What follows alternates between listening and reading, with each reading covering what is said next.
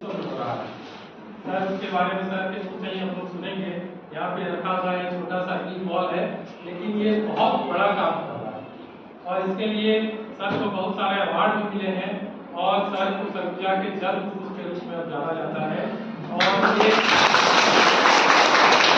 भारत के बड़े हुए तालाबों, नालों और विश्व के अन्य देशों श्रीलंका, नेपाल तक इसकी सप्लाई हुई है। लाखों में जो है ये बॉल सर के द्वारा सप्लाई की जा रही है और इसका पेटेंट है सर के नाम पे। ये बहुत बड़ा आविष्कार है और इस आविष्कार को करने के लिए सर को 13 साल तक कठिन परिश्रम करना पड़ा। तो इस सरगुजा जैसे क्षेत्र में सर ने ये बहुत बड़ा कार्य आविष्कार किया है जो सस्टेनेबल डेवलपमेंट के लिए और जो भी है वाटर क्राइसिस इसको सॉल्व करने में सहायता करेंगे। सर को जो अवार्ड प्राप्त हुए हैं, बेस्ट ऑफिसर अवार्ड 2021 में, छत्तीसगढ़ राज्य स्वच्छता अवार्ड 2020 में, ग्लोबल अवार्ड 2019 में, जागरूकता सम्मान 2019 में, विज्ञान सम्मान 2018 में, प्रतिभा सम्मान 2018 में, छत्तीसगढ़ यंग साइंटिस्ट अवार्ड 2009 में और छत्तीसगढ़ यूथ अवार्ड 2018 में।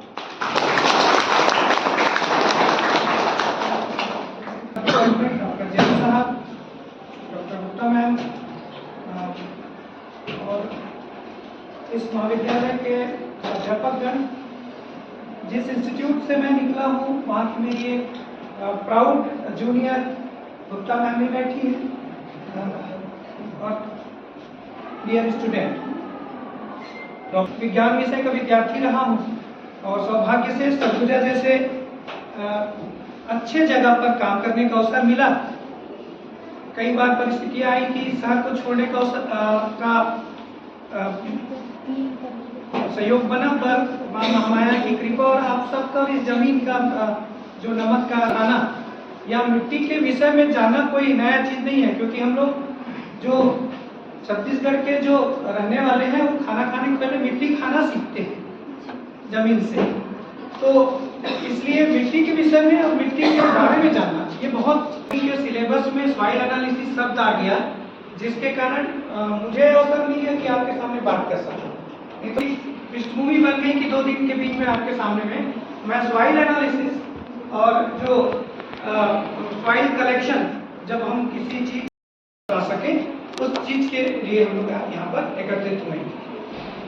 मिट्टी के विषय में जानना, खास करके उसमें कौन कौन सी प्रॉपर्टी है, उसका पीएच क्या है, उसका ईसी क्या है, इलेक्ट्रिक कंडक्टिविटी, कितना विद्युत चालकता है उसमें, कितना ऑर्गेनिक मैटर है, ऑर्गेनिक कार्बन कितना है, कितना नाइट्रोजन है, कितना फास्फोरस, कितना बोरान, ये एक एक चीज को जानना। और आजकल तो टूल्स ऐसे आ गए हैं कि 10 ग्राम की मिट्टी से 1 हेक्टेयर की मिट्टी की संरचना, उसकी प्रॉपर्टी को उसमें बता देते हैं। 10 ग्राम 20 ग्राम की मिट्टी से 1 हेक्टेयर के खेत में कितना किलो नाइट्रोजन है, कितना फास्फोरस, कितना पोटास, कितना सल्फर, कितना मोलिब्डेनम, कितना कॉपर, कितना आयरन, ये सारी चीजें हम एनालिसिस करके एक्यूरेट बता देते हैं।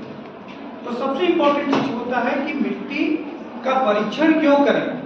सैंपलिंग तो बात की बात है, परीक्षण क्यों करें और परीक्षण से फायदा क्या है। मैं एक एग्जांपल बताता हूं आपको, उससे आपको ये बहुत अच्छे से क्लियर हो जाएगा। सन 2009 से 2014 तक ICAR, Indian council for agriculture research के प्रोजेक्ट पे मुझे काम करने का अवसर मिला। ICAR का जो प्रोजेक्ट था वो ये चाहता था कि पूरे देश जो किसान उत्पादन करते हैं खेतों से, उस खेत से जो हम केमिकल फर्टिलाइजर जो डाल रहे हैं, पहले तो 1940 के पहले हम ऑर्गेनिक कल्टीवेशन या जो जैविक खेती करते थे। 1940 के बाद अमेरिका में जब रासायनिक क्रांति की शुरुआत हुई, तब 1955 से जब पंचवर्षीय योजनाओं का आयोजन हमारे देश में होने लगा, तब हम लोगों ने केमिकल फर्टिलाइजर को एक्सेप्ट किया। उसके पहले तो हम जैविक खेती करते थे। तो जो प्रोजेक्ट का जो एम था कि हम डेली कितना केमिकल फर्टिलाइजर फूड सोर्स से, खाना से खाते हैं, केमिकल फर्टिलाइजर खाते हैं, खाना नहीं। क्योंकि आज जो भी किसान खेती करते हैं वो बिना मिट्टी के गुणवत्ता को जाने बगैर रसायनों का प्रयोग करते हैं। उसको ये नहीं पता है कि कितनी मात्रा में हमको यूरिया या सुपर फास्फेट या पोटास या DAP या बोरॉन या सल्फर के कंटेंट है, उनको पता नहीं है। वो केवल अपने सूझबूझ से या अपने उनको ज्ञान है जो पारंपरिक ज्ञान उससे डालते थे। तो जो प्रोजेक्ट का एम था कि हम कितना रसायन केमिकल रेसिड्यूज जैसे फंजीसाइड, पेस्टिसाइड, केमिकल्स हम खाना के माध्यम से खाते हैं, और इसके लिए 1600 मिट्टी का परीक्षण का जिम्मेदारी छत्तीसगढ़ स्टेट के लिए मेरे को मिला था। और मैंने पूरे छत्तीसगढ़ के, उस समय कम जिले थे, 18-19 जिले थे, बस्तर से लेके तीनों जो बस्तर प्लेट है, छत्तीसगढ़ प्लेन है और नौकानिली जो है सरगुजा का 5-6 जिले हैं, 1600 सैंपल का एनालिसिस किया और उस एनालिसिस के माध्यम से जो रिजल्ट आया, उस रिजल्ट के कारण मुझे व्यक्तिगत रूप से कई दिनों तक नींद नहीं आई और मुझे नींद की गोली लेनी पड़ी, मैं ईमानदारी से आपको बताऊं। तो परिणाम क्या आया कि जब एक 18 साल का कोई वयस्क है, वो जब खाना खाता है, 2 टाइम खाना खाते हैं, कम से कम 2 टाइम नाश्ता करते हैं, उसको छोड़ दीजिए ब्रेकफास्ट को, तो उसका एम था कि how much chemical fertilizers we eat by food material, कितना खाना खाते हैं। क्योंकि ये पता है कि जब आप कोई भी फसल लेते हैं तो आप जितने भी उर्वरक या फर्टिलाइजर डालते हैं, जैविक सोयल सब जानते हैं, ये ज्यादा बढ़ती में नहीं जाऊंगा, रूट्स कैसे अवशोषित करते हैं, एब्जॉर्ब करते हैं, और कैसे उससे लीफ से लेके आपका फ्लावर से फ्रूट्स तैयार होते हैं। मतलब तो इंडियन खाने का पैटर्न है, उसमें चावल या रोटी, दाल, सब्जी, सलाद, पानी और जो भी मसाले आए वो भी खेत से आएंगे। इसमें कोई भी ऐसा चीज नहीं है जो खेत से नहीं आता है, और सभी में केमिकल फर्टिलाइजर्स आ रहे हैं, सारे में आ रहे हैं। ये 18 साल का खाने का पैटर्न है जिसका एनालिसिस किया गया। आपको जान के आश्चर्य होगा कि एक टाइम के खाना में 0.00005 मिलीग्राम पार्टिकल्स आ रहे हैं खाने में एक टाइम। इतनी तो बहुत कम है, 5 टाइम 0 है, बहुत कम है। तो एक दिन में कम से कम हम लोग बैड में नहीं डाल करके आपको 1 चम्मच यूरिया खिला दें और उसके बाद बोले कि आपको बचा ले, तो नहीं बचा सकते, क्योंकि ऑर्गन को तुरंत डैमेज कर देता है यूरिया, 46% होता है। तो इतना खाएं पर मर क्यों नहीं रहे? क्या बोल रहे हैं इसके रिपोर्ट के आधार पे, वर्ल्ड हेल्थ ऑर्गेनाइजेशन जो हम सबकी स्वास्थ्य पे नजर रखती है, वो क्या बोल रहे हैं कि भारत में 1955 के बाद 104 प्रकार के डिसऑर्डर देखने को मिले हैं। 104 प्रकार के डिसऑर्डर, डिसीज नहीं, डिसीज को तो हम क्योर कर लेंगे, ये डिसऑर्डर है जो जेनेटिक्स में है। 104 प्रकार, मतलब 1955 के से 2014-15 तक का स्टडी है, गूगल में देखिएगा तो 104 प्रकार के डिसऑर्डर देखने को मिलते हैं। और उन्होंने क्लेम किया है कि ये इंडियंस जो पीपल्स हैं, जो लोग हैं, उनके ईटिंग बिहेवियर में चेंज होने के कारण होगा। वो डायरेक्ट नहीं बोल रहे हैं क्योंकि बहुत बड़ी इंडस्ट्री है केमिकल फर्टिलाइजर, वो डायरेक्ट नहीं बोल सकते, वो लेकिन ईटिंग बिहेवियर के कारण। तो ईटिंग बिहेवियर कैसे चेंज हुआ है आप और हमसे ज्यादा तो कोई जानता नहीं है, क्योंकि हम केमिकल्स खा रहे हैं। अब 104 प्रकार के जो डिसऑर्डर हैं, मैं कुछ डिसऑर्डर के नाम बता देता हूँ, आप फील कीजिएगा और रात को सोने के पहले आप ही सोचिएगा तो 2-4 दिन आप भी नहीं सो पाएंगे। पहला डिसऑर्डर 1, 2, 3, ये वाला मशीन। मेरी नानी 99 ईयर ओल्ड गई दुनिया से, वो आखिरी दिन तक चावल चुन लेती थी।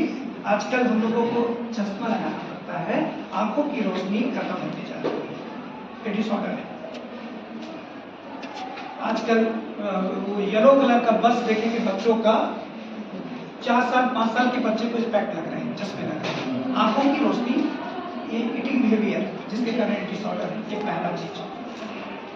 दूसरा डिसऑर्डर कि आज 20-22 साल का लड़का कहाँ पर शादी करता है, तो शादी के 2 दिन पहले ना वो शहर आता है बाल को डाई कराने के लिए, बुरा हो जाए, पक जाए, तो वो झूठ बोलते हैं फिल्म एक्ट्रेस कि ये वाली तेल से ऐसा होता है, बाल नहीं झड़ता या बाल बुरे नहीं होते, सब डाई लगा है।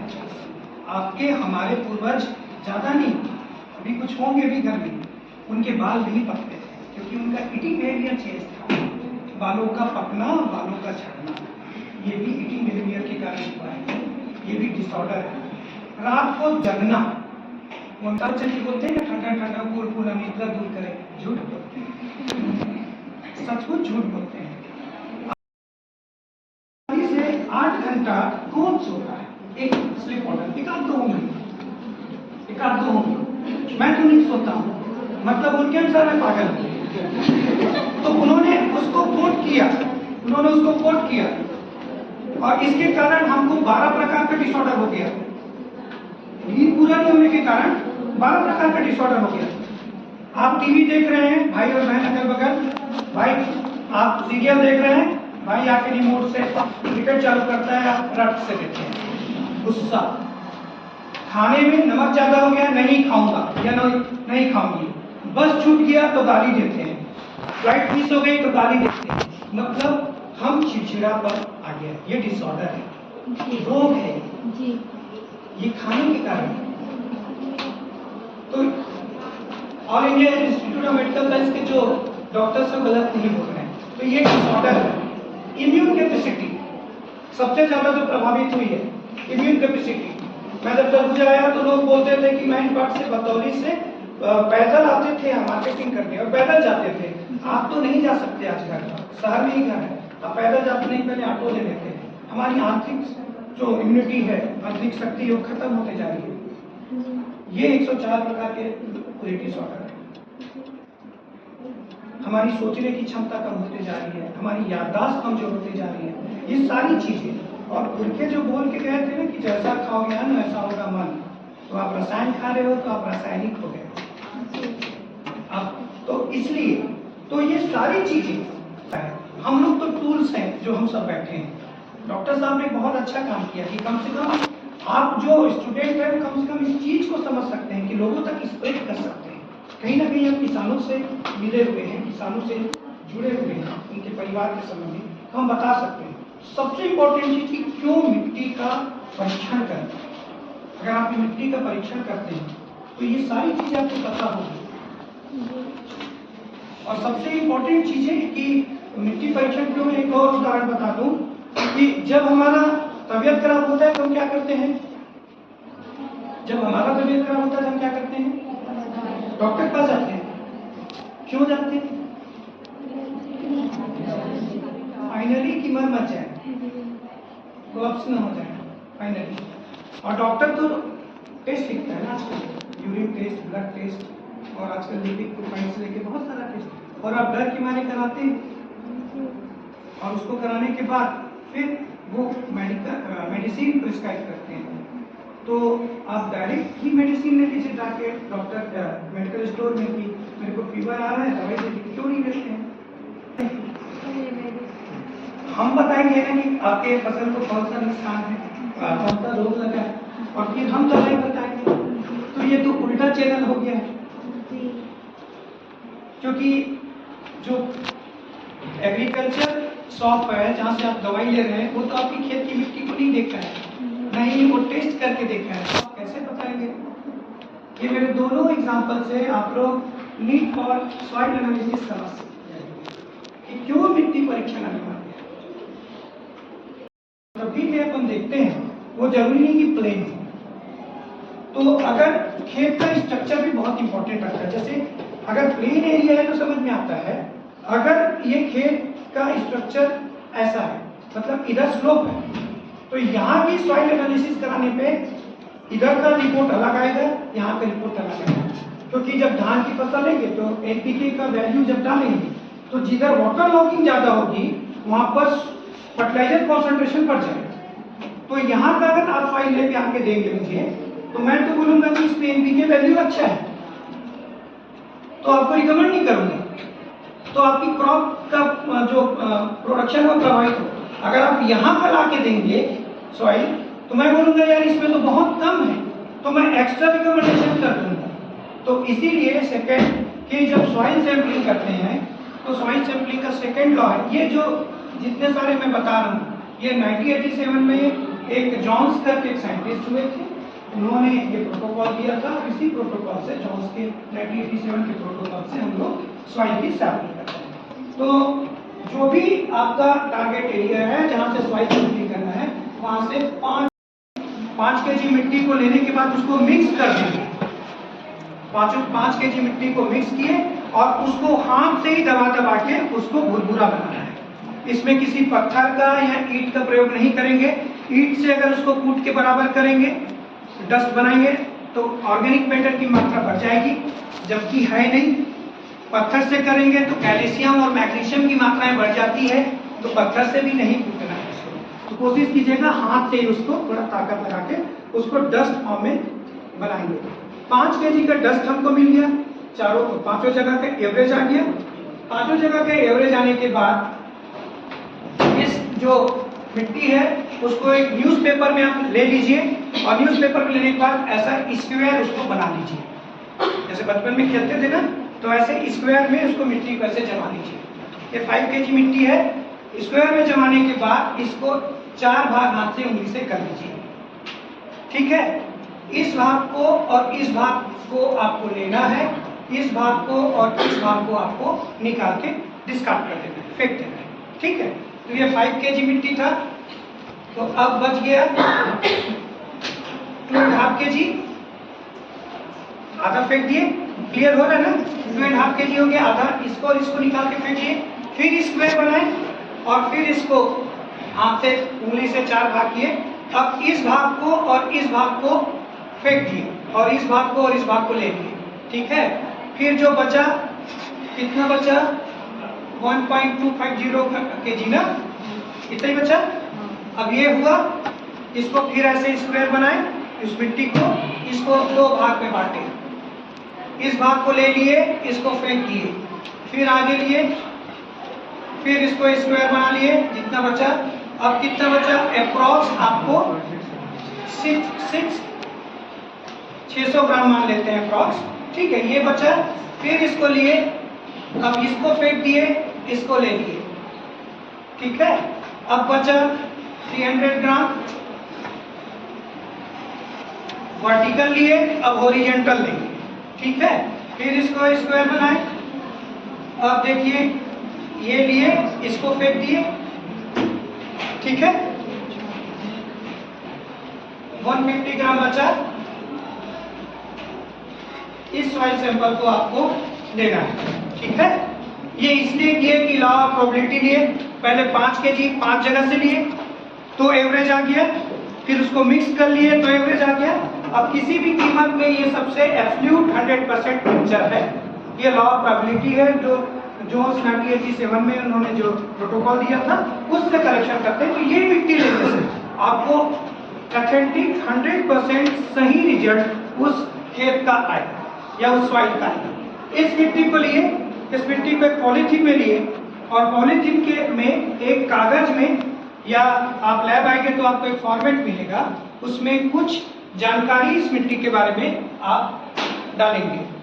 और वो जानकारी मैं पढ़ के एक बार बता देता हूँ। सबसे पहले फार्मर का नाम, उसके पिता का नाम, और उसके बाद गांव का नाम।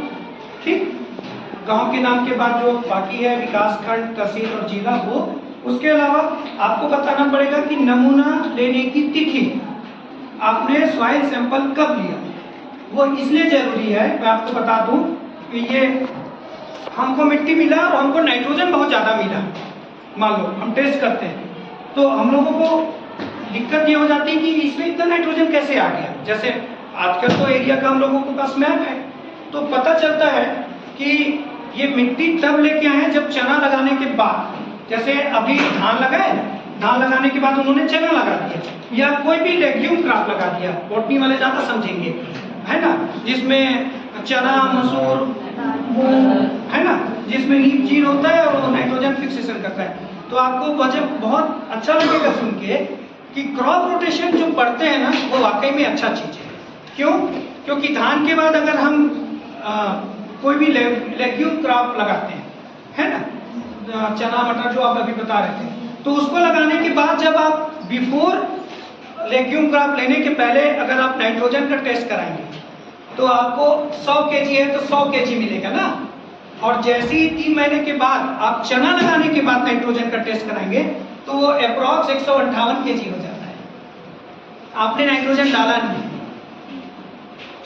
आपने नाइट्रोजन डाला नहीं, तो ये मिलता है तो हमको आश्चर्य होता है। तो इसीलिए डेट, ताकि हम उस चीज़ को पकड़ सके कि इन्होंने कोई लेग्यूम क्रॉप लगाया था, इसलिए आया है।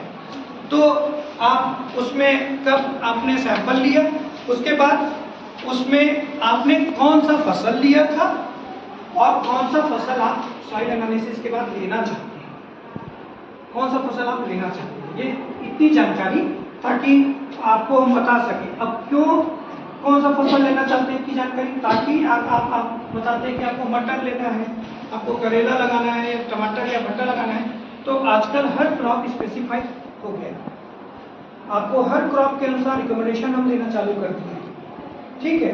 उसके अलावा ये क्रॉप रिकमेंडेशन तो होता ही है, देखिएगा जमीन आखिरी में सब क्वेश्चन, जो क्वेश्चन होगा आप नोट कर लीजिएगा, लास्ट में सब क्वेश्चन अपन डील करेंगे। कोई सब्जी का बीज खरीदेंगे ना या फ्लावर का बीज खरीदेंगे तो पीछे में लिखा रहता है, अलग अलग का अलग अलग लिखा रहता है कि जर्मिनेशन परसेंट 60%, ऐसा लिखा रहता है। देखिए भाई लिखा रहता है, आप देखिए दैट मीन्स कि 100 बीज अगर उसके अंदर में है तो 60 बीज जर्मिनेशन होगा, ये वो इसका सर्टिफिकेट देता है। मतलब 100 बीज में 100 सीड में 60 जर्मिनेशन हो, वो पहले ही बता दिया कि आप क्लेम ना कर पाए। तो ये तो तय है कि 100% जर्मिनेशन कोई तय नहीं कर सकता है, ठीक है, कोई दावा नहीं करता है। तो 60%, तो ऑलरेडी 40 सीड तो खराब है, अब बाकी का जो 60 है इसका 100% निकालेंगे। तो जर्मिनेशन का जो परसेंट होता है वो इसी पे डिपेंड होता है कि आपके सॉइल पे कितना इलेक्ट्रिक चार्ज है। तो अगर ये इसमें पैरामीटर है सर, ये एक आपके लिए रखा हूं ताकि बच्चों को बाद में, तो ये इधर देखेंगे, इसमें जो विद्युत चालकता मतलब इलेक्ट्रिक कंडक्टिविटी 1 से अगर कम है तो सामान्य माना जाता है। 1 से अगर कम है सामान्य इन द सेंस कि ये 60 का 60 सीड जर्मिनेट होगा। क्लियर हुआ? मतलब अगर 1 से कम है इसी इलेक्ट्रिक कंडक्टिविटी, मतलब मान लो कि 0.58 आया इलेक्ट्रिक कंडक्टिविटी, तो इसका मतलब कि जो 60% जो जर्मिनेशन बोल रहे हैं कि 100 में 60 बीज, मतलब 60 तो 100% मान लेते हैं, 100% जर्मिनेशन है, ये तय है। लेकिन अगर 2 है, अगर आपका इसी 1 से 2 के बीच में है तो ये जर्मिनेशन परसेंट 40% हो जाता है। मतलब इस 60 का 40%, मतलब आपका ये जो 60 है इसका 100 की है तो इसका 40% ही जर्मिनेशन होगा अगर इसी 1 और 2 के बीच में आए इलेक्ट्रिक कंडक्टिविटी। अगर 2 से 3 के बीच है तो ये 30% जर्मिनेशन हो गया अगर इलेक्ट्रिक कंडक्टिविटी है तो। और अगर ये 4 से ज्यादा है या 3 से ज्यादा है तो मान के चलो वो बंजर जमीन है, उसमें नहीं होगा। तो हमारे किसान को ये नहीं पता है कि उसकी सॉइल की इलेक्ट्रिक कंडक्टिविटी कितनी है, वो बीज की कंपनी को गाली देना चालू करते हैं कि गंदा बीज दिए थे, खराब डुप्लीकेट बीज दिए थे, कि जर्मिनेशन नहीं था। तो उनके का जो है वो आपको कमी उसको पूरा कर सकते हैं। तीसरा है नाइट्रोजन, तो ऑर्गेनिक मैटर से ही इसका हम लोग रिपोर्टिंग करते हैं, फैक्टर होता है 1.95 करके, उससे अपन इसको टेस्ट करके निकाल लेते हैं। फिर आपका है फास्फोरस और पोटेशियम। तो सरगुजा में ये दोनों एलिमेंट बहुत अच्छा है, बहुत अच्छा है, मतलब इसकी डिफिशियंसी नहीं है। और किसानों को जो ICR का जो 30 kg का जो रिकमेंडेशन है, मैं उनको बोलता हूँ कि आप 12 से 15 kg ही लाइए तब भी इनफ है, इतना अच्छा यहाँ पर ये है। इसके अलावा जो ट्रेस एलिमेंट है, ट्रेस एलिमेंट का टेस्ट करते हैं जिसमें जिंक है, कॉपर है, आयरन है, मैग्नीज है, बोरॉन है, मोलिब्डेनम है, इसका टेस्ट करते हैं। और ये इसलिए क्योंकि प्लांट के फ्लावरिंग के लिए और प्रोटीन के लिए ये ट्रेस एलिमेंट बहुत इंपॉर्टेंट होता है, खास करके जिंक और बोरान, ये बहुत जरूरत होता है। तो इसका टेस्ट करते हैं ताकि इसके रिपोर्ट के, इसके रिजल्ट के आधार पे हम रिकमेंड कर सकें कि अगर आप, कई बार क्या होता है कि किसान टमाटर लगाता है, टमाटर में फ्लावरिंग अच्छी है तो वो बहुत खुश रहता है और अचानक से पूरी फ्लावरिंग गिर जाती है, मतलब लेका बोरान की कमी है और जिंक की कमी है। तो और मालूम है बहुत ज़्यादा नहीं लगता है, 1 एकड़ में 1.5 kg बोरान लगता है और लगभग 1.25 kg जिंक सल्फेट लगता है, बहुत कम मात्रा है, लेकिन वो उसको उस डिफिशियंसी को ठीक कर देता है, उसको पता नहीं लगता है। तो ये सारे एलिमेंट का टेस्ट और उसके बाद उसके आधार पे ये उसका रिकमेंडेशन। और जब टेस्ट के बाद रिकमेंडेशन पूरा तैयार होता है, तो उसके आधार पे जब आप खेती करते हैं, कल्टीवेशन करते हैं, तो आपको 100% जो आपको रिजल्ट चाहिए रहता है वो रिजल्ट आपको 100% मिलता है।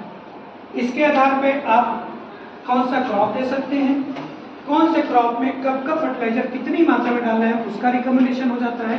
तो न केवल आपके सॉइल का मैनेजमेंट होता है, आपके सॉइल के मैनेजमेंट के साथ साथ आपका फर्टिलाइजर का मैनेजमेंट हो गया, आपके क्रॉप का मैनेजमेंट हो गया, और आपको जो एक्सेस पैसा जो खर्चा लग रहा था वो आपका बचेगा। उसके अलावा हम अपने हेल्थ को बचाते हैं, प्रोटेक्ट करते हैं कि एक्सेस फर्टिलाइजर डालने से जो हम लोग केमिकल रेसिड्यूज जो खा रहे हैं उसकी मात्रा कम होती है। तो ये इफेक्ट ऑफ सॉइल एनालिसिस है। तो जिस विधि से मैंने आपको कहा कि आप उस विधि से सॉइल का सैंपलिंग करें, वैसा उसमें टैगिंग करें और उसके बाद प्रयोगशाला में भेजें, और उसका आधार पर फिर हम लोग ऐसा सॉइल टेस्ट का रिपोर्ट आपको देते हैं। सॉइल का जो लोकल जो लोग हैं जानेंगे कि जो खेत का प्रकार है, या चवर है, गादर को डिकम्पोज करें। तो नेक्स्ट टाइम मैं जब आऊँगा तो ये वाला प्लास्टिक वाला गुलाब मेरे को मत दीजिएगा, है ना। ये मेरा रिक्वेस्ट है, और आप लोग से रिक्वेस्ट है कि जब भी आप सब्जी दुकान जाएं तो घर से थैला लेके जाएं, प्लास्टिक ना मांगे। और जब भी आपकी छोटी बहन आपको बाजार में फ़ोन करे कि बाजार गई है तो मेरे लिए सोया चिली ले आना, तो टिफिन लेके जाएं, ये मेरा रिक्वेस्ट है। हालांकि ये ऑड है, थोड़ा सा गंदा लगता है, लेकिन आपको बता दूं कि एक छोटी सी हरकत कि हम चाट या फुल्की या सोया चिली या पनीर चिली प्लास्टिक में ले जाते हैं, उसको बर्तन में निकाल के डस्टबिन में डालते हैं और उसको बाहर डालते हैं, तो थोड़े से मटेरियल को गाय चाटने के लिए खाती है। और छत्तीसगढ़ में हर साल 11,000 गायों की मौत केवल और केवल प्लास्टिक खाने से हो रही है। ये थोड़ी सी चीज़ के लिए, तो ऐसे ह्यूमन बींग्स मैं आप लोग से रिक्वेस्ट करूँगा कि प्लास्टिक का उपयोग, सिंगल यूज प्लास्टिक जो है उसको बंद कर दीजिए। मल्टीपल यूज का तो कर सकते हैं, इसके बगैर तो आपको एग्जाम में नंबर ही नहीं मिलेगा, है ना। तो इसका उपयोग कीजिए, लेकिन जो सिंगल यूज प्लास्टिक है जिसका एक ही बार यूज है, तो मेरा रिक्वेस्ट है कि उसका प्लास्टिक उपयोग को बंद करेंगे। जब हम पूरा देश को नहीं सुधार सकते, हम खुद सुधार सकते हैं अपने आप को, तो हम खुद सुधर जाएंगे तो देश अपने आप सुधर जाएगा। इसलिए बड़ा टास्क नहीं लेंगे, खुद प्लास्टिक उपयोग को बंद। ये पहला मेरा रिक्वेस्ट है। दूसरा मेरा एक निवेदन है आप लोग से कि अगर आप 18 साल से ज़्यादा उम्र के हैं और स्वस्थ हैं और किसी को खून दे सकते हैं तो ब्लड डोनेशन जरूर करें। डॉक्टर अगर बोले कि आप स्वस्थ हैं, आप ब्लड का डोनेशन कर सकते हैं, तो रक्तदान जरूर करें। और ऐसा नहीं कि प्रशांत सर आए थे तो 2 बोतल दे दिए, 3 बोतल आपको लग रहे थे, है ना। तो जब डॉक्टर बोले कि आप रक्तदान कर सकते हैं तो जरूरतमंदों को जरूर रक्त का दान करें।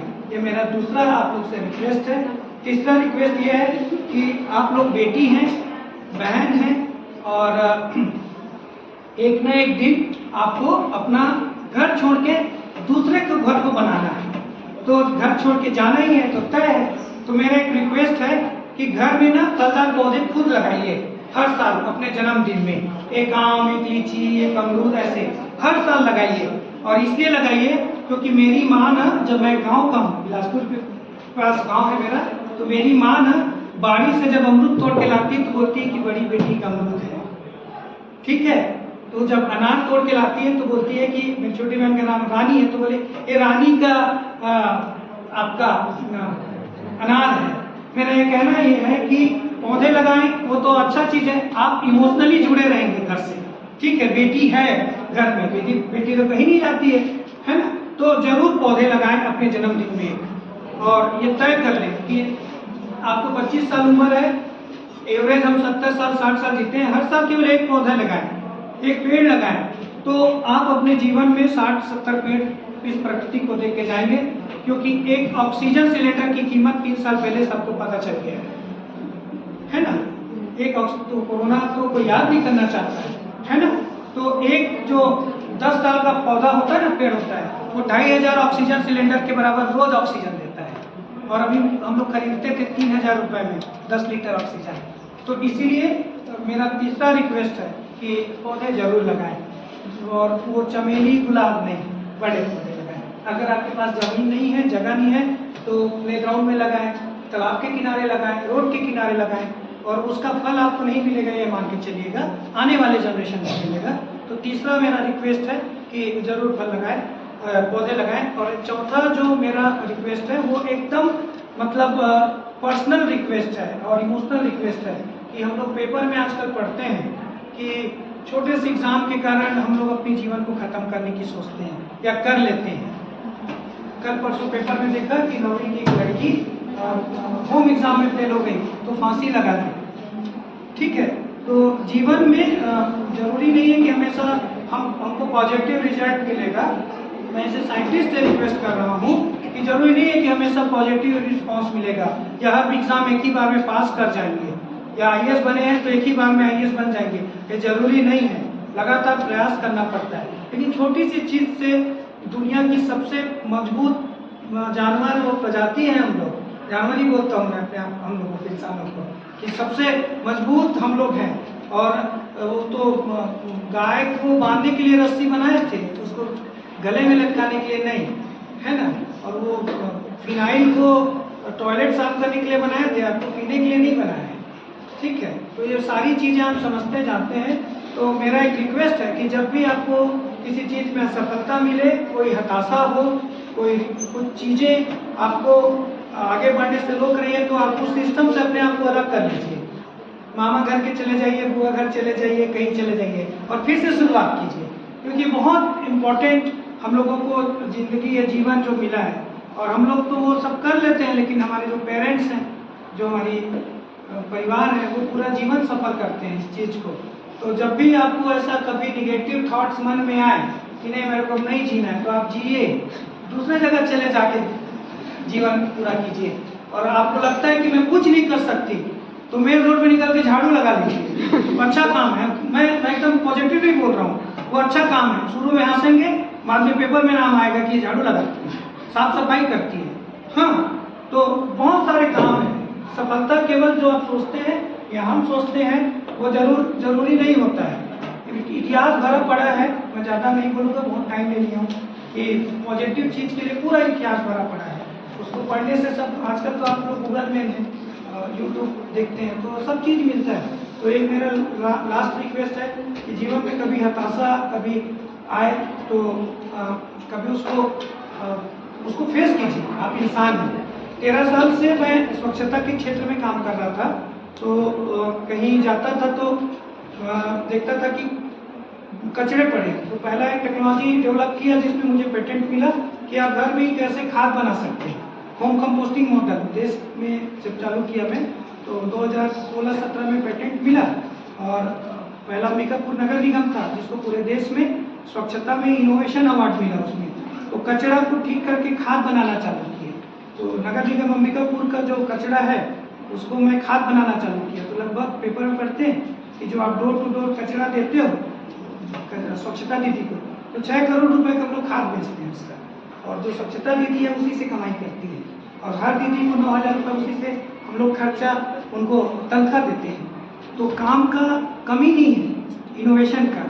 फिर मैं एक बार रायपुर में एक होटल में ठहरा था, 2011-12 की बात थी। बड़ा 3 स्टार होटल बोलता है अपने आप को, सब नाम जानते हैं, पर उसके पीछे से नाली की बहुत बदबू आ रही थी। तो एसी चलता था रूम में, तो उसकी बदबू आती थी, खुशबू तो नहीं बनी। तो मैं सोचा कि ये फाउल स्मेल को कैसे ठीक किया करें, इसको कैसे ठीक कर सकते हैं। फिर तालाबों की स्थिति को देखता था कि गांव में तालाब नेचुरल माइक्रोफ्लोरा को खत्म कर डाले, साबुन, कास्टिक सोडा, और आजकल तो जो सर्फ पाउडर है उसमें कंपटीशन चल रहा है कि कौन ज़्यादा सफ़ेद करेगा।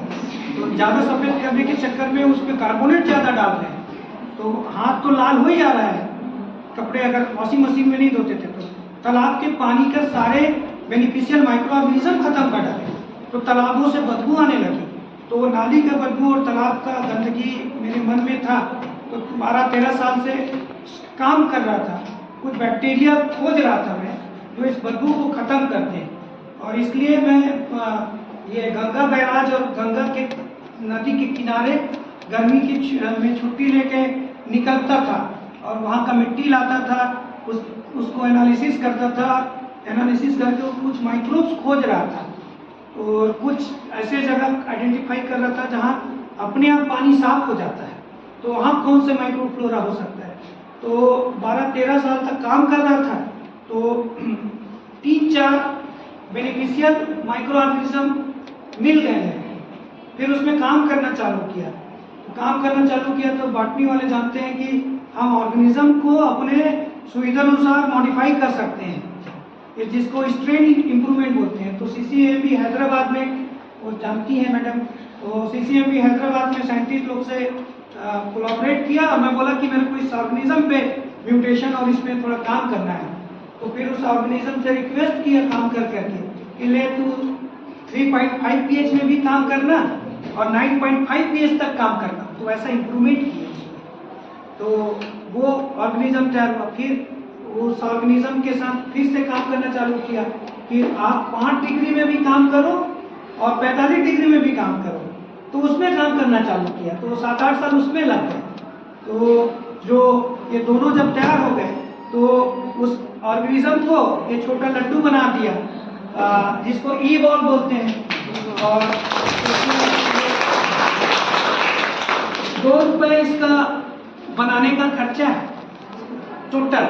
इसमें 14 प्रकार के माइक्रो ऑर्गेनिज्म हैं और 14 प्रकार के ऑर्गेनिज्म को कंसोर्टिया बोलते हैं।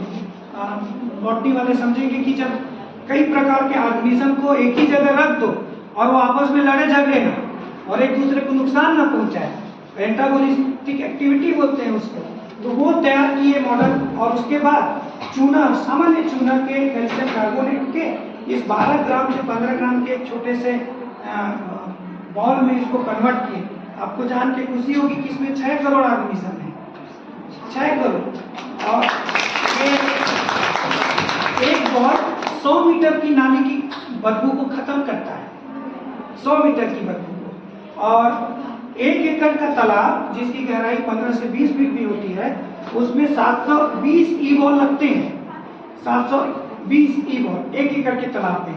और 1 साल में डोजिंग करते हैं, उसके बाद जीवन पर्यंत, मेरा ऐसा मानना है, 6 सालों के ऐसा रिपोर्ट आ रहा है कि एक बार डालने के बाद 1 साल के बाद बार-बार डालने की जरूरत नहीं है। ये माइक्रोब्स, 14 प्रकार के माइक्रोब्स उस एटमॉस्फेयर पे अपने आप को एडॉप्टेशन कर लेते हैं और वहीं से न्यूट्रिएंट बना के लेके वहीं तालाब में अपनी संख्या को बढ़ाने लगते हैं और बढ़ा करके पानी को नेचुरल साफ करने लगते हैं।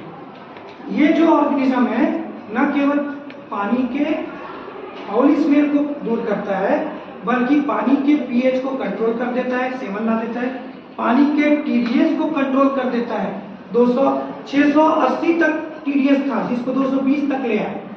बहुत सारे तालाबों में TDS को ठीक कर देता है, पानी में BOD की लेवल को बढ़ा देता है, बायोलॉजिकल ऑक्सीजन डिमांड, और COD को मेंटेन कर देता है। तो ये सारा चीज ये 2 रुपए का ही बॉल करता है। आपका पानी की जो एक्वेटिक नहीं होगा और पानी की क्वालिटी को ठीक कर देता है। तो ये चालू किया काम, तो ये मेरा सोशल रिस्पॉन्सिबिलिटी का काम है। इसमें मैं किसी प्रकार का पैसा नहीं लेता हूँ, केवल 2 रुपए जो उसका बनाने का खर्च है वो भी मैं इसको WDS महिलाओं से बनवाता हूँ। WDS मतलब जो विडो हैं, जो डाइवोर्सी हैं या जो सिंगल है, WDS। W मतलब विडो, D मतलब डाइवोर्सी और S मतलब सिंगल। ऐसी महिलाएं जिनको समाज में काम नहीं मिलता है, उनका 40 लोगों का एक ग्रुप बनाया हूँ और उन महिलाओं को एक ई-बॉल बनाने का 1 रुपए देता हूँ। और 1 रुपए इसका खर्चा आता है केमिकल का और ऑर्गेनिज्म आइसोलेट का। तो 1 रुपए उनके खाते में जाता है, 1 रुपए का मटेरियल आता है। तो 40 महिलाओं को इस समय हम रोजगार देने की कोशिश किए हैं। देश में 482 तालाब में ठीक कर चुका हूँ। अभी G20 समिट जो पूरे विदेश से हमारे डेलीगेट्स आए थे, तो स्पेशली खजुराहो में और जयपुर में मुझे बुलाया गया था वहाँ के तालाब को ठीक करने के लिए। नीति आयोग जो है उन्होंने बुलाकर इसको अगले साल से इसको मैंडेटरी करने के लिए हम रिक्वेस्ट कर रहे हैं, ताकि गांव की तालाब को हम बचा सकें। और उसके लिए मैं उनसे 0 पैसे में MOU कर रहा हूं कि आप केवल प्रोडक्शन चार्ज लीजिए। अब ये दूसरी चीज़ की ये एकदम गोल मटोल नहीं दिखेगा, क्योंकि इसको किसी मशीन से नहीं बना सकते, क्योंकि बॉटनी वाले जानते हैं कि 36 डिग्री के टेम्परेचर में बैक्टीरिया और 26 डिग्री के टेम्परेचर में फंगस सर्वाइव करता है, और जब इसको किसी मशीन से बनाएंगे तो टेम्परेचर 60 डिग्री होता है, तो माइक्रोबियल लॉस हो जाएगा, तो इसका इफेक्ट नहीं होगा, इसलिए इसको हाथ से बनाया जाता है। तो ये इस पे मैं काम कर रहा हूँ। बहुत सारे लोग आपके जैसे वॉलंटियर जुड़ते हैं इसमें, आप भी इसमें जरूर इसमें थोड़ा मेरा मदद कीजिएगा। ऐसे जगह जहाँ पर ये जा सकता है वहाँ पहुँचाइएगा, और इसमें कोई प्रॉफिट ना आपको मिलेगा ना मेरे को मिलेगा। एक छोटी सी मेरी खोज है जिसमें इंटरनेशनल पेपर मिला है। मैं आपके कॉलेज के प्राचार्य महोदय को इसको